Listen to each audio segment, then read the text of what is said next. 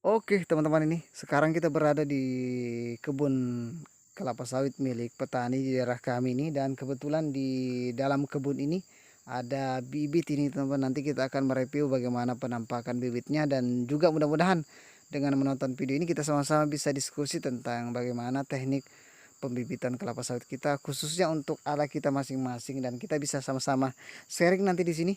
Oke, tapi sebelum itu silahkan dibantu dulu channel kami supaya lebih berkembang lagi dengan cara mengklik tombol subscribe, dan jangan lupa dibagikan video ini. Mudah-mudahan punya manfaat bagi kita semua. Oke, kalau sudah kawan-kawan, terima kasih. Mungkin di saat ini teman-teman ini yang menonton video ini ada yang sedang dalam proses pembibitan kelapa sawit atau sedang dalam proses penyemaian. Di video kali ini kita sama-sama diskusi ini tentang bagaimana teknik pembibitan kita ala kita masing-masing teman-teman. Dan memang kebetulan untuk di pembibitan ini milik petani ini memang kelihatan bibitnya ini agak-agak kurang terawat teman-teman. Dan kita lihat ini banyak sudah malah yang kering-kering daunnya ini, bahkan sudah banyak yang mati teman-teman ini. Dan ada beberapa hal yang perlu kita perhatikan ini teman-teman, mengapa hal ini bisa terjadi. Oke, kita lihatkan dulu ini. Kalau menurut saya ini ada salah satu kesalahan yang bisa kita lakukan ini, dan kita tidak sadari itu sangat berbahaya sekali. Nah, ini contohnya teman-teman ini. Kalau kita perhatikan media tanamnya teman-teman ini, atau tanah yang digunakan di dalam pembibitan ini, kita lihat teksturnya. Ini adalah tanah pasir teman-teman ini. Jadi tanah yang semacam ini sebenarnya tidak boleh digunakan dalam proses pembibitan.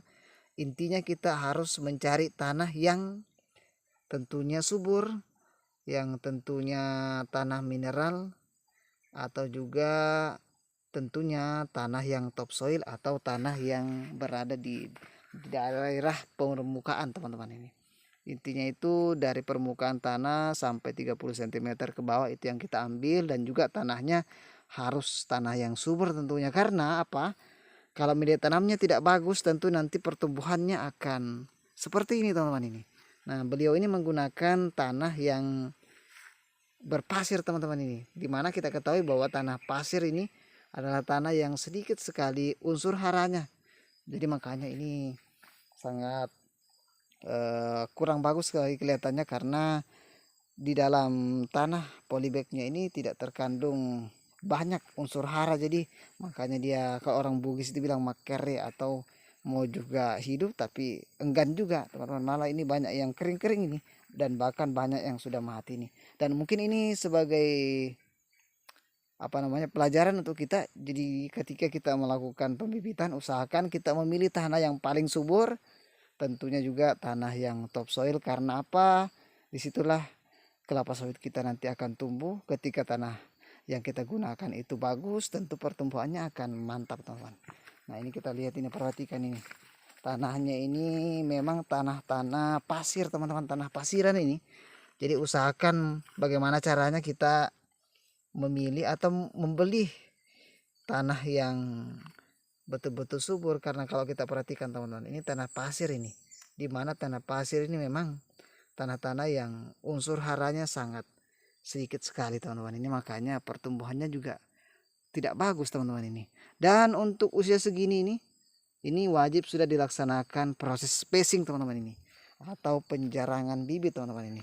Dan juga wajib disimpan di daerah yang sudah 100% cahaya.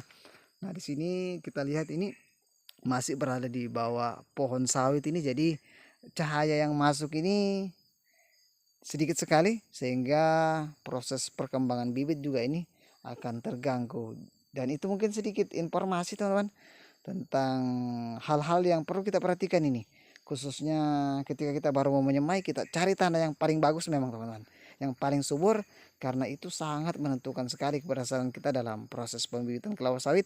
Dan di usia 3 bulan kita melakukan spacing, dan kita simpan di daerah atau di tempat yang sudah cahayanya 100%.